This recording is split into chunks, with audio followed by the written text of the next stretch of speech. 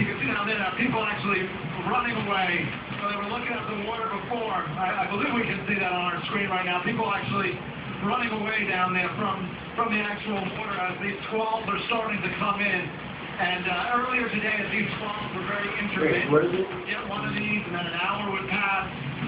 But now, and it makes sense because that eye is near Key West, now this is just a steady rain at this point. A steady rain, heavy wind.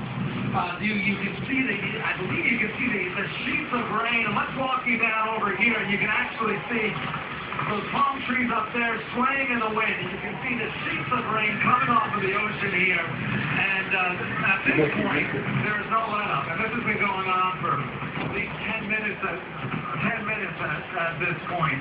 And inside of our truck, our